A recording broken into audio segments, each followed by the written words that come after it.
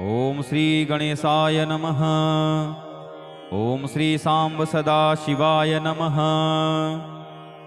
अथ बिल्वाष्टकम्। ओम त्रिदलं त्रिगुणाकारं त्रिनेत्रं च त्रयायुधं त्रिजन्म पापसंहारम् एकबिल्वं शिवार्पणम्। त्रिशाखैः बिल्वपत्रैश्च हृच्छिद्रैः कोमलैः शुभैः शिवपूजां करिष्यामि एकबिल्वं शिवार्पणम्।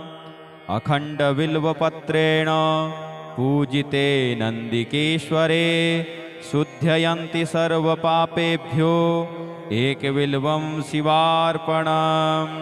शालिग्रामशिलामेकां विप्राणां जातु चार्पयेत् सोमयज्ञमहापुण्यम् एकबिल्वं शिवार्पणम्। दन्तिकोटिसहस्राणि वाजपेयशतानि च कोटिकन्यामहादानम् एकबिल्वं शिवार्पणम्। लक्ष्म्यास्तनुत्पन्नं महादेवस्य च प्रियं बिल्ववृक्षं प्रयच्छामि एकबिल्वं शिवार्पणम्। दर्शनं बिल्ववृक्षस्य स्पर्शनं पापनाशनम् अघोरपापसंहारम् एकबिल्वं शिवार्पणम्। काशीक्षेत्रनिवासं च कालभैरवदर्शनं प्रयागमाधवं दृष्ट्वा एकबिल्वं शिवार्पणम्। मूलतो ब्रह्मरूपाय मध्यतो विष्णुरूपिणे अग्रतः शिवरूपाय एकबिल्वं शिवार्पणम्। बिल्वाष्टकमिदं पुण्यं यः पठेत शिवसन्निधौ सर्वपापविनिर्मुक्तः शिवलोकमवाप्नुयात्। हर हर महादेव। इति श्री बिल्वाष्टकं सम्पूर्णम्। ओम श्री सांब सदाशिवाय नमः। अथ शिवरक्षास्तोत्रम्। विनियोगः। ओम अस्य श्री शिवरक्षास्तोत्रमन्त्रस्य याज्ञवल्क्य ऋषिः श्री सदाशिवो देवता अनुष्टुभ छन्दः श्री सांब सदाशिव प्रीत्यर्थं शिवरक्षास्तोत्र पाठे विनियोगः। ओम चरितं देवदेवस्य महादेवस्य पावनम् अपारं परमोदारं चतुर्वर्गस्य साधनम् गौरीविनायकोपेतं पंचवक्त्रं त्रिनेत्रकं शिवं ध्यात्वा दशभुजं शिवरक्षां पठेन्नरः। गंगाधरः शिरः पातु भालम् अर्धेन्दुशेखरः नयने मदनध्वंसी कर्णो सर्पविभूषण घ्राणं पातु पुरारातिः मुखं पातु जगत्पतिः जिह्वां वागीश्वरः पातु कंधरां सितिकंधरः। श्रीकंठः पातु मे कंठं स्कंधौ विश्वधुरंधरः भुजौ भूभारसंहर्ता करौ पातु पिनाकधृक् हृदयं शंकरः पातु जठरं गिरिजापतिः नाभिं मृत्युञ्जयः पातु कटिव्याघ्राजिनाम्बरः शक्थिनी पातु दीनार्त शरणागतवत्सल ऊरू महेश्वरः पातु जानुनी जगदीश्वरः जङ्घे पातु जगत्कर्ता गुल्फौ पातु गणाधिपः चरणौ करुणासिन्धुः सर्वाङ्गानि सदाशिवः। एतां शिवबलोपेतां रक्षां यः सुकृती पठेत् स भुक्त्वा सकलान् कामान् शिवसायुज्यमाप्नुयात्। ग्रहभूतपिशाचाद्यास्त्रैलोक्ये विचरन्ति ये दूरादाशु पलायन्ते शिवनामाभिरक्षणात्। अभयङ्करनामेदं कवचं पार्वतीपतेः भक्ता विभर्ति यः कंठे तस्य वश्यं जगत्त्रयम्। इमां नारायणः स्वप्ने शिवरक्षां यथा दिशत् प्रातरुत्थाय योगीन्द्रो याज्ञवल्क्यः तथा लिखत्। ॐ श्री शाम्ब सदाशिवाय नमः इति श्री याज्ञवल्क्यप्रोक्तं शिवरक्षास्तोत्रम्। ॐ श्री शाम्ब सदाशिवाय नमः। अथ बिल्वाष्टकम्। ॐ त्रिदलं त्रिगुणाकारं त्रिनेत्रं च त्रियायुधं त्रिजन्मपापसंहारम् एकबिल्वं शिवार्पणम्।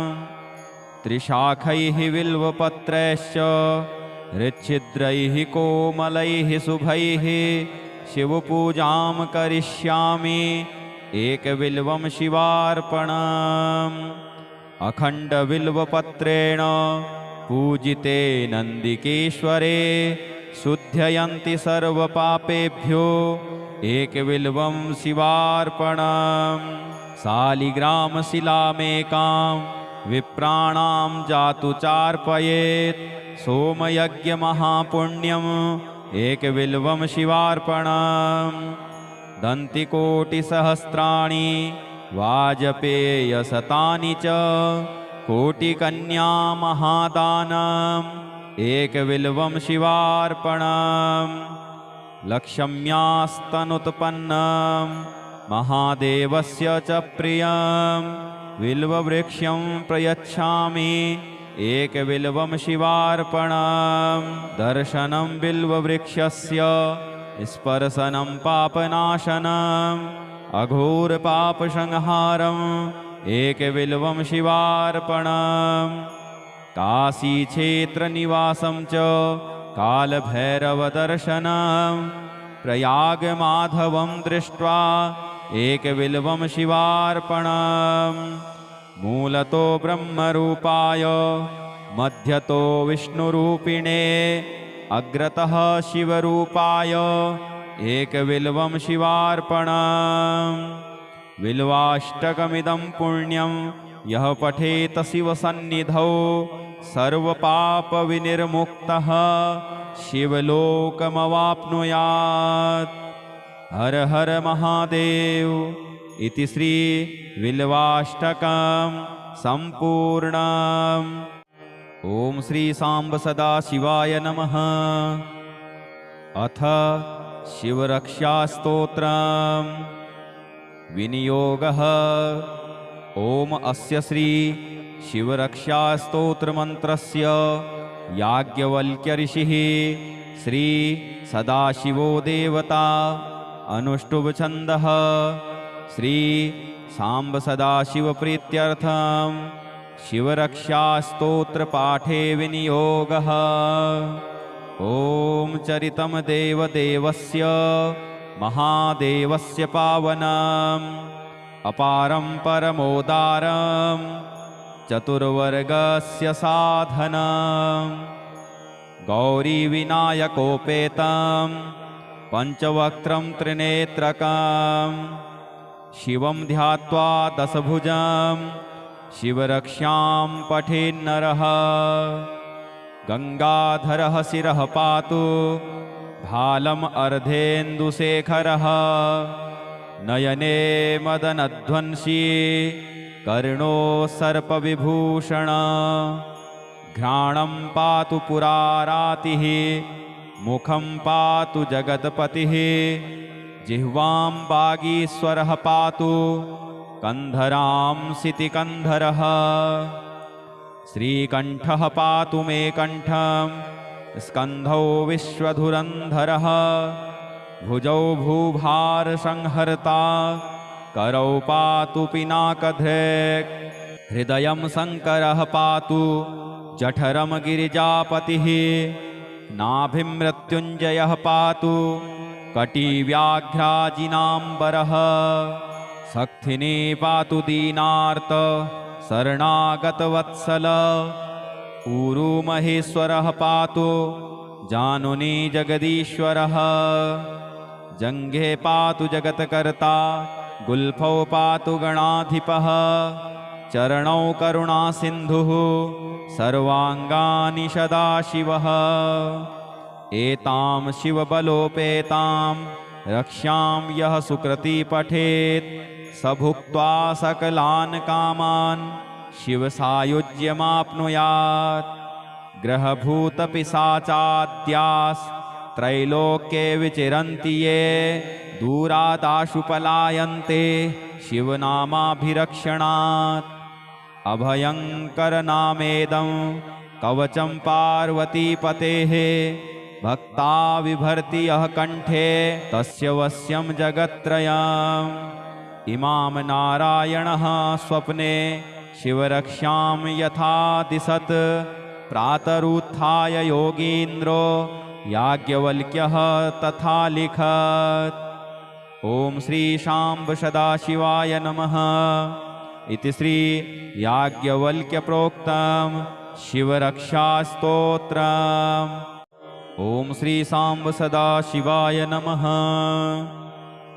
अथ बिल्वाष्टकम्।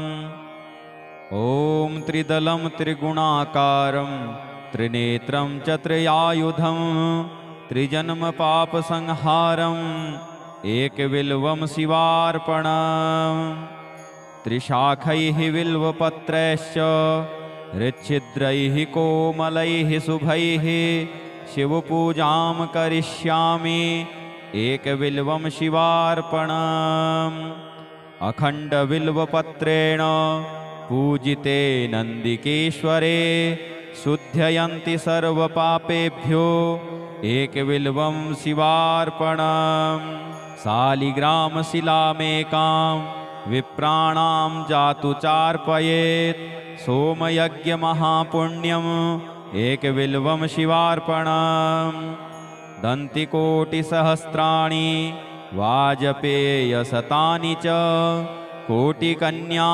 महादानम् एकबिल्वं शिवार्पणम् लक्ष्म्यास्तनुत्पन्नं महादेवस्य च प्रियं बिल्ववृक्षं प्रयच्छामि एकबिल्वं शिवार्पणम् दर्शनं बिल्ववृक्षस्य स्पर्शनं पापनाशनम् अघोरपापसंहारम् एकबिल्वं शिवार्पणम् काशीक्षेत्रनिवासं च कालभैरवदर्शनं प्रयागमाधवं दृष्ट्वा एकबिल्वं शिवार्पणम् मूलतो ब्रह्मरूपाय मध्यतो विष्णुरूपिणे अग्रतः शिवरूपाय एकबिल्वं शिवार्पणम् बिल्वाष्टकमिदं पुण्यं यः पठेत शिवसन्निधौ सर्वपापविनिर्मुक्तः शिवलोकमवाप्नुयात्। हर हर महादेव इति श्री बिल्वाष्टकं सम्पूर्णम्। ॐ श्री साम्ब सदाशिवाय नमः। अथ शिवरक्षास्तोत्रम्। विनियोगः। ॐ अस्य श्री शिवरक्षास्तोत्रमन्त्रस्य याज्ञवल्क्यऋषिः श्री सदाशिवो देवता अनुष्टुप्छन्दः श्री साम्ब सदाशिवप्रीत्यर्थं शिवरक्षास्तोत्रपाठे विनियोगः। ॐ चरितं देवदेवस्य महादेवस्य पावनम् अपारं परमोदारं चतुर्वर्गस्य साधनं गौरीविनायकोपेतं पञ्चवक्त्रं त्रिनेत्रकं शिवं ध्यात्वा दशभुजं शिवरक्षां पठेन्नरः। गङ्गाधरः शिरः पातु भालम् अर्धेन्दुशेखरः नयने मदनध्वंसी कर्णो सर्पविभूषण घ्राणं पातु पुरारातिः मुखं पातु जगत्पतिः जिह्वां वागीश्वरः पातु कन्धरां सितिकन्धरः श्रीकण्ठः पातु मे कण्ठं स्कन्धौ विश्वधुरन्धरः भुजौ भूभारसंहर्ता करौ पातु पिनाकधृक् हृदयं शङ्करः पातु जठरं गिरिजापतिः नाभिं मृत्युञ्जयः पातु कटिव्याघ्राजिनाम्बरः सक्थिनी पातु दीनार्त शरणागतवत्सल ऊरू महेश्वरः पातु जानुनी जगदीश्वरः जङ्घे पातु जगत्कर्ता गुल्फौ पातु गणाधिपः चरणौ करुणासिन्धुः सर्वाङ्गानि सदाशिवः एतां शिवबलोपेतां रक्ष्यां यः सुकृती पठेत् स भुक्त्वा सकलान् कामान् शिवसायुज्यमाप्नुयात् ग्रहभूतपिशाचाद्यास्त्रैलोक्ये विचरन्ति ये दूरादाशु पलायन्ते शिवनामाभिरक्षणात् अभयङ्करनामेदं कवचं पार्वतीपतेः भक्ता विभर्ति यः कण्ठे तस्य वश्यं जगत्त्रयम् इमां नारायणः स्वप्ने शिवरक्षां यथा दिशत् प्रातरुत्थाय योगीन्द्रो याज्ञवल्क्यः तथा लिखत्। ॐ श्री शाम्ब सदाशिवाय नमः इति श्री याज्ञवल्क्यप्रोक्तं शिवरक्षास्तोत्रम्। ॐ श्री शाम्ब सदाशिवाय नमः। अथ बिल्वाष्टकम्। ॐ त्रिदलं त्रिगुणाकारं त्रिनेत्रं च त्रियायुधं त्रिजन्मपापसंहारम् एकबिल्वं शिवार्पणम् त्रिशाखैः बिल्वपत्रैश्च हृच्छिद्रैः कोमलैः शुभैः शिवपूजां करिष्यामि एकबिल्वं शिवार्पणम् अखण्डबिल्वपत्रेण पूजिते नन्दिकेश्वरे शुद्धयन्ति सर्वपापेभ्यो एकबिल्वं शिवार्पणम् शालिग्रामशिलामेकां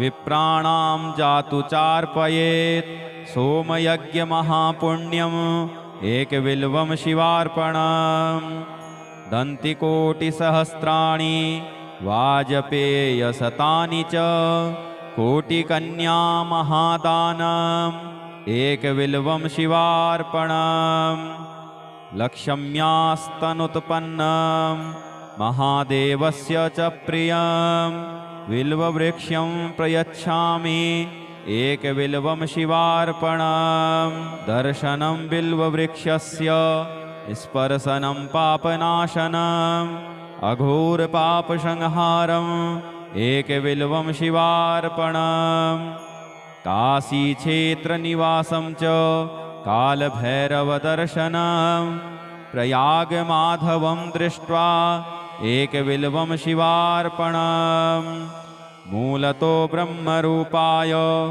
मध्यतो विष्णुरूपिणे अग्रतः शिवरूपाय एकबिल्वं शिवार्पणम् बिल्वाष्टकमिदं पुण्यं यः पठेत शिवसन्निधौ सर्वपापविनिर्मुक्तः शिवलोकमवाप्नुयात्। हर हर महादेव इति श्री बिल्वाष्टकं सम्पूर्णम्। ॐ श्री साम्ब सदाशिवाय नमः। अथ शिवरक्षास्तोत्रम्। विनियोगः। ॐ अस्य श्री शिवरक्षास्तोत्रमन्त्रस्य याज्ञवल्क्य ऋषिः श्री सदाशिवो देवता अनुष्टुप् श्री सांब सदाशिव प्रीत्यर्थं शिवरक्षा स्तोत्र पाठे विनियोगः। ॐ चरितं देवदेवस्य महादेवस्य पावनम् अपारं परमोदारं चतुर्वर्गस्य साधनं गौरीविनायकोपेतं पंचवक्त्रं त्रिनेत्रकं शिवं ध्यात्वा दशभुजं शिवरक्षां पठेन्नरः।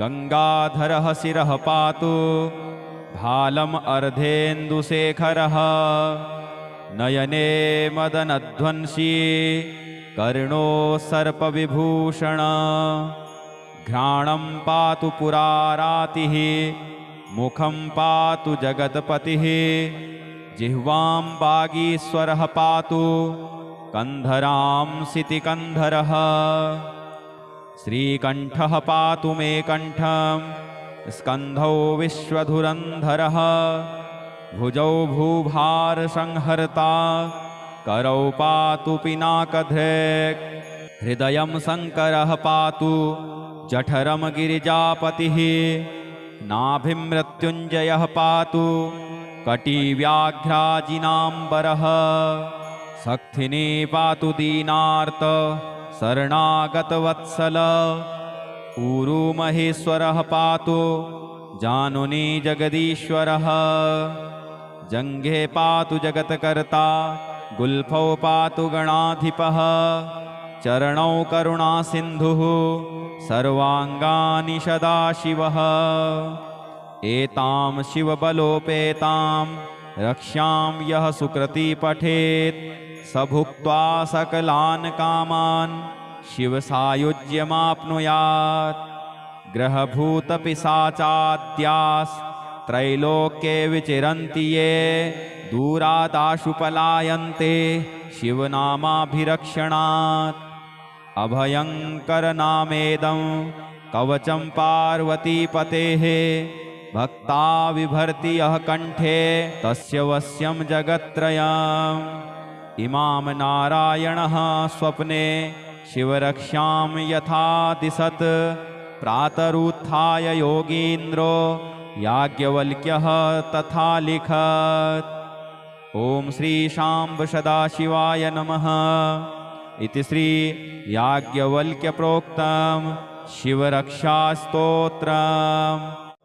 ॐ श्री सांब सदाशिवाय नमः। अथ बिल्वाष्टकम्। ॐ त्रिदलं त्रिगुणाकारं त्रिनेत्रं च त्रियायुधं त्रिजन्मपापसंहारम् एकबिल्वं शिवार्पणम्।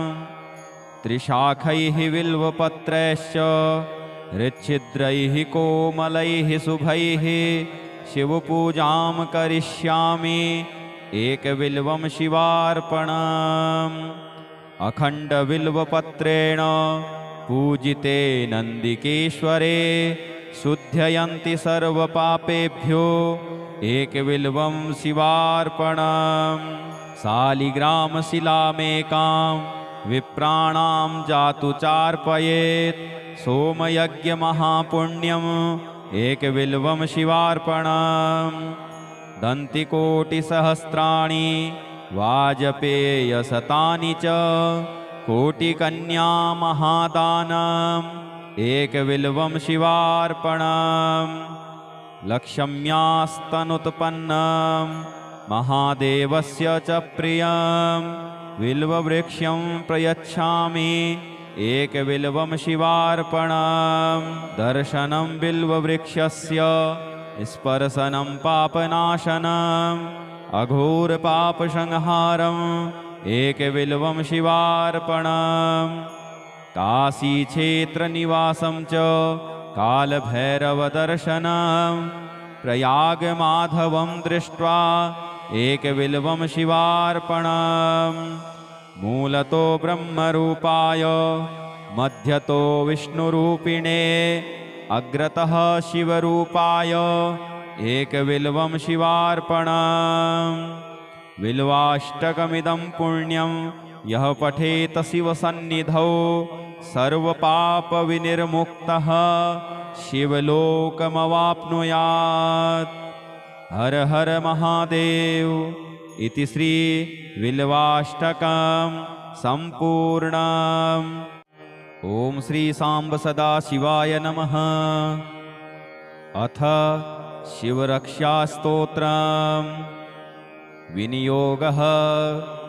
ओम अस्य श्री शिवरक्षास्तोत्रमन्त्रस्य याज्ञवल्क्य ऋषिः श्री सदाशिवो देवता अनुष्टुभ छन्दः श्री सांब सदाशिव प्रीत्यर्थं शिवरक्षास्तोत्र पाठे विनियोगः।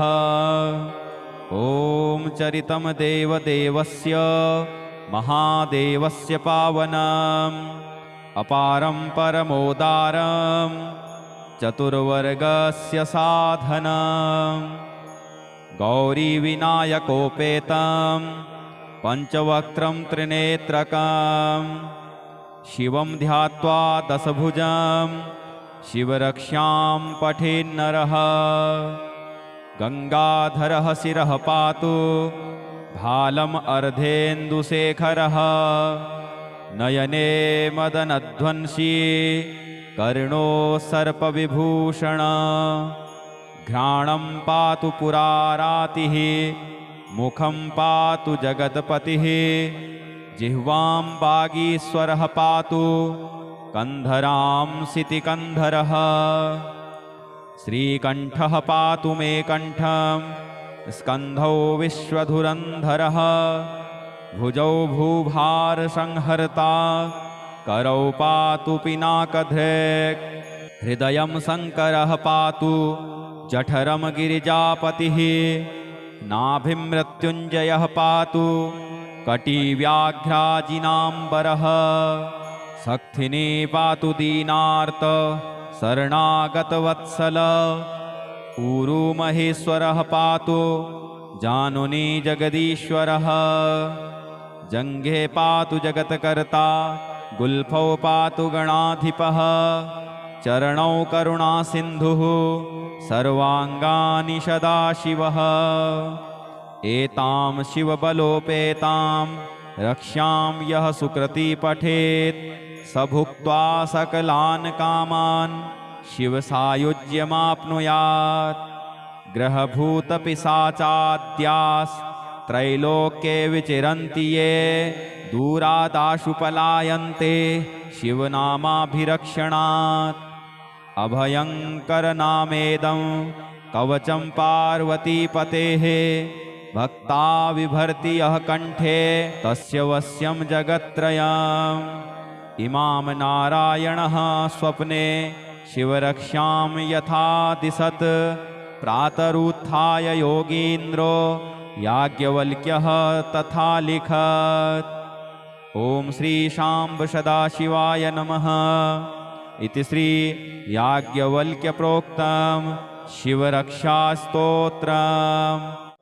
ओम श्री सांब सदाशिवाय नमः। अथ बिल्वाष्टकम्। ओम त्रिदलं त्रिगुणाकारं त्रिनेत्रं च त्रियायुधं त्रिजन्म पापसंहारम् एकबिल्वं शिवार्पणम्। त्रिशाखैः बिल्वपत्रैश्च हृच्छिद्रैः कोमलैः शुभैः शिवपूजां करिष्यामि एकबिल्वं शिवार्पणम्। अखण्डबिल्वपत्रेण पूजिते नन्दिकेश्वरे शुद्धयन्ति सर्वपापेभ्यो एकबिल्वं शिवार्पणम्। शालिग्रामशिलामेकां विप्राणां जातु चार्पयेत् सोमयज्ञमहापुण्यम् एकबिल्वं शिवार्पणम्। दन्तिकोटिसहस्राणि वाजपेयशतानि च कोटिकन्या महादानम् एकबिल्वं शिवार्पणम्। लक्ष्म्यास्तनुत्पन्नं महादेवस्य च प्रियं बिल्ववृक्षं प्रयच्छामि एकबिल्वं शिवार्पणम् दर्शनं बिल्ववृक्षस्य स्पर्शनं पापनाशनम् अघोरपापसंहारम् एकबिल्वं शिवार्पणम् काशीक्षेत्रनिवासं च कालभैरवदर्शनम् प्रयागमाधवं दृष्ट्वा एकबिल्वं शिवार्पणम् मूलतो ब्रह्मरूपाय मध्यतो विष्णुरूपिणे अग्रतः शिवरूपाय एकबिल्वं शिवार्पणम् बिल्वाष्टकमिदं पुण्यं यः पठेत शिवसन्निधौ सर्वपापविनिर्मुक्तः शिवलोकमवाप्नुयात्। हर हर महादेव इति श्री बिल्वाष्टकं सम्पूर्णम्। ओम श्री सांब सदा शिवाय नमः। अथ शिवरक्षास्तोत्रम् विनियोगः। ओम अस्य श्री शिवरक्षास्तोत्रमन्त्रस्य याज्ञवल्क्य ऋषिः श्री सदाशिवो देवता अनुष्टुभ छन्दः श्री सांब सदाशिव प्रीत्यर्थं शिवरक्षास्तोत्र पाठे विनियोगः। ओम चरितं देवदेवस्य महादेवस्य पावनम् अपारं परमोदारं चतुर्वर्गस्य साधनम् गौरीविनायकोपेतं पंचवक्त्रं त्रिनेत्रकं शिवं ध्यात्वा दशभुजं शिवरक्षां पठेन्नरः। गंगाधरः शिरः पातु भालम् अर्धेन्दुशेखरः नयने मदनध्वंसी कर्णो सर्पविभूषण घ्राणं पातु पुरारातिः मुखं पातु जगत्पतिः जिह्वां वागीश्वरः पातु कंधरां सितिकंधरः श्रीकंठः पातु मे कंठं स्कंधौ विश्वधुरंधरः भुजौ भूभारसंहर्ता करौ पातु पिनाकधृक् हृदयं शंकरः पातु जठरं गिरिजापतिः नाभिं मृत्युञ्जयः पातु कटिव्याघ्राजिनाम्बरः शक्थिनी पातु दीनार्त शरणागतवत्सल ऊरू महेश्वरः पातु जानुनी जगदीश्वरः जङ्घे पातु जगत्कर्ता गुल्फौ पातु गणाधिपः चरणौ करुणासिन्धुः सर्वाङ्गानि सदाशिवः एतां शिवबलोपेतां रक्षां यः सुकृती पठेत् स भुक्त्वा सकलान् कामान् शिवसायुज्यमाप्नुयात्। ग्रहभूतपिशाचाद्यास्त्रैलोक्ये विचरन्ति ये दूरादाशु पलायन्ते शिवनामाभिरक्षणात्। अभयङ्करनामेदं कवचं पार्वतीपतेः भक्ता विभर्ति यः कंठे तस्य वश्यं जगत्त्रयम्। इमां नारायणः स्वप्ने शिवरक्षां यथा दिशत् प्रातरुत्थाय योगीन्द्रो याज्ञवल्क्यः तथा लिखत्। ओम श्री शाम्ब सदाशिवाय नमः इति श्री याज्ञवल्क्य प्रोक्तम् शिवरक्षास्तोत्रम्। ओम श्री शाम्ब सदाशिवाय नमः। अथ बिल्वाष्टकम्। ओम त्रिदलं त्रिगुणाकारं त्रिनेत्रं च त्रियायुधं त्रिजन्म पापसंहारम् एकबिल्वं शिवार्पणम्। त्रिशाखैः बिल्वपत्रैश्च हृच्छिद्रैः कोमलैः शुभैः शिवपूजां करिष्यामि एकबिल्वं शिवार्पणम्। अखण्डबिल्वपत्रेण पूजिते नन्दिकेश्वरे शुद्धयन्ति सर्वपापेभ्यो एकबिल्वं शिवार्पणम् शालिग्रामशिलामेकां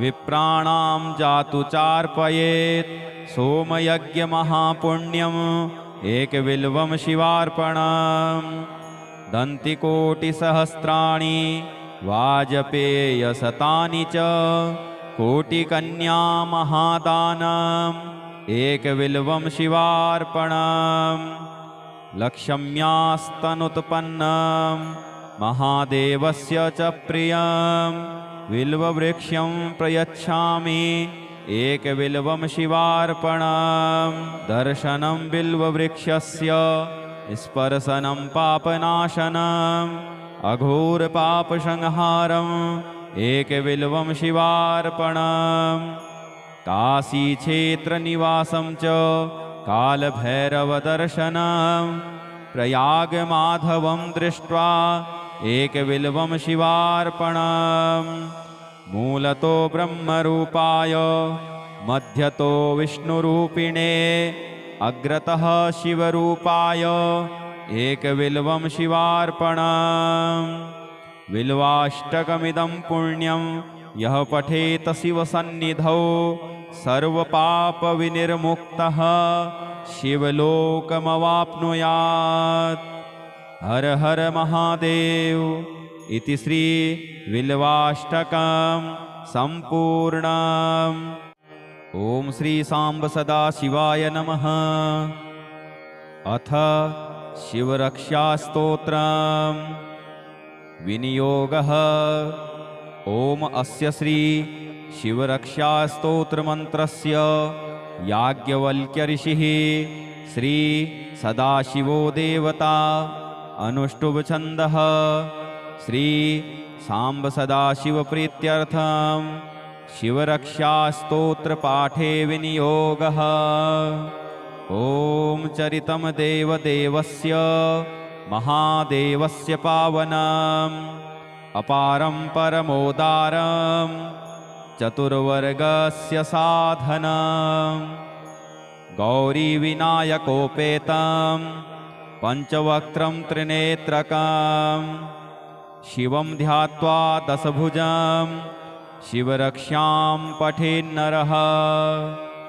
गंगाधरः शिरः पातु भालम् अर्धेन्दुशेखरः नयने मदनध्वंसी कर्णो सर्पविभूषण घ्राणं पातु पुरारातिः मुखं पातु जगत्पतिः जिह्वां वागीश्वरः पातु कंधरां सितिकंधरः श्रीकंठः पातु मे कंठं स्कंधौ विश्वधुरंधरः भुजौ भूभारसंहर्ता करौ पातु पिनाकधृक् हृदयं शंकरः पातु जठरं गिरिजापतिः नाभिं मृत्युञ्जयः पातु कटिव्याघ्राजिनाम्बरः शक्तिनी पातु दीनार्त शरणागतवत्सल ऊरू महेश्वरः पातु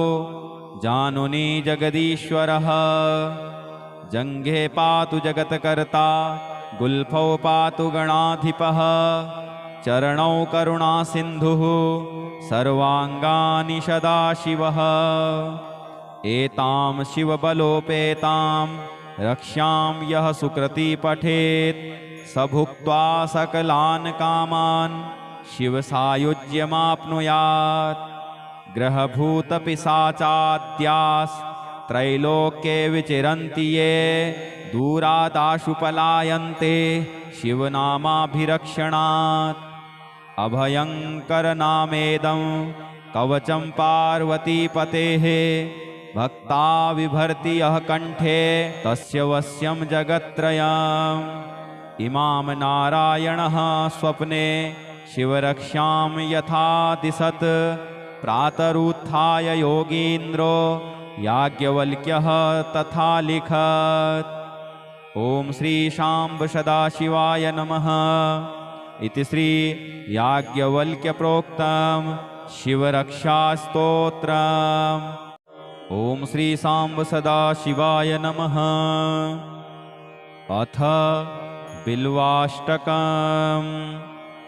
ॐ त्रिदलं त्रिगुणाकारं त्रिनेत्रं च त्रियायुधं त्रिजन्मपापसंहारम् एकबिल्वं शिवार्पणम्।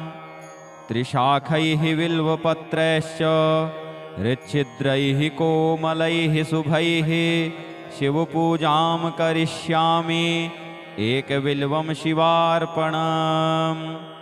अखण्डबिल्वपत्रेण पूजिते नन्दिकेश्वरे शुद्धयन्ति सर्वपापेभ्यो एकबिल्वं शिवार्पणम्। शालिग्रामशिलामेकां विप्राणां जातु चार्पयेत् सोमयज्ञमहापुण्यम् एकबिल्वं शिवार्पणम्।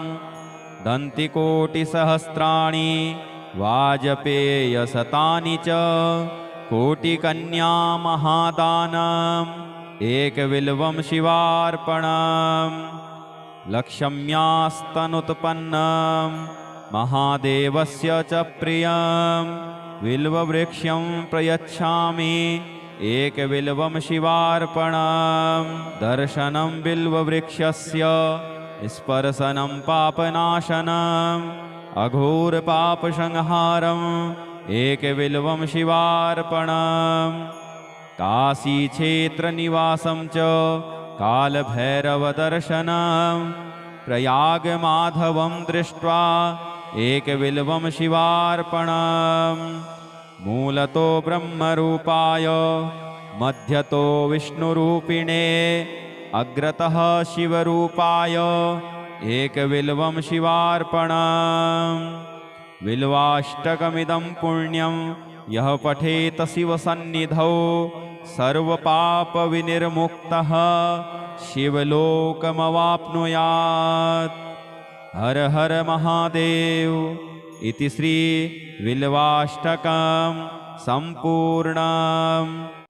ॐ श्री सांब सदाशिवाय नमः। अथ शिवरक्षास्तोत्रम्। विनियोगः। ॐ अस्य श्री शिवरक्षास्तोत्रमन्त्रस्य याज्ञवल्क्य ऋषिः श्री सदाशिवो देवता अनुष्टुप् श्री सांब सदाशिव प्रीत्यर्थं शिवरक्षास्तोत्रपाठे विनियोगः। ॐ चरितं देवदेवस्य महादेवस्य पावनम् अपारं परमोदारं चतुर्वर्गस्य साधनम् गौरीविनायकोपेतं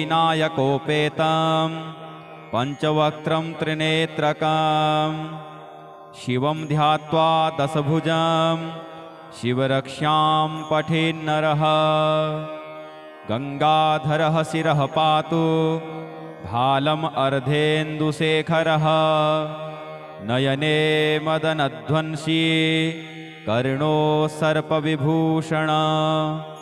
घ्राणं पातु पुरारातिः मुखं पातु जगत्पतिः जिह्वां वागीश्वरः पातु कंधरां सितिकन्धरः। श्रीकण्ठः पातु मे कण्ठं स्कन्धौ विश्वधुरन्धरः भुजौ भूभारसंहर्ता करौ पातु पिनाकधृक्।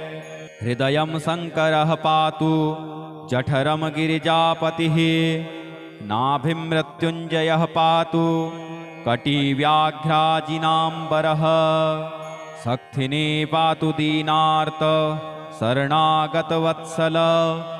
ऊरू महेश्वरः पातु जानुनी जगदीश्वरः।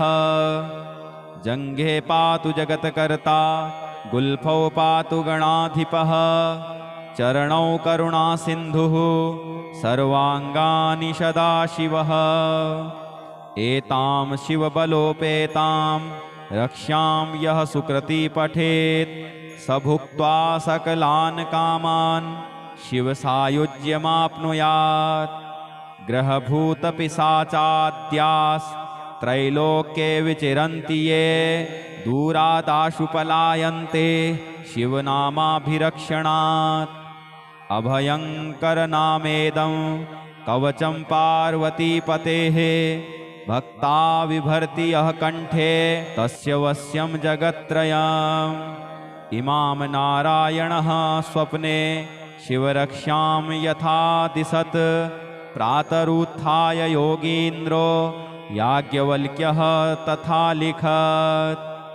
ॐ श्री शाम्ब सदाशिवाय नमः इति श्री याज्ञवल्क्य प्रोक्तं शिवरक्षास्तोत्रम्।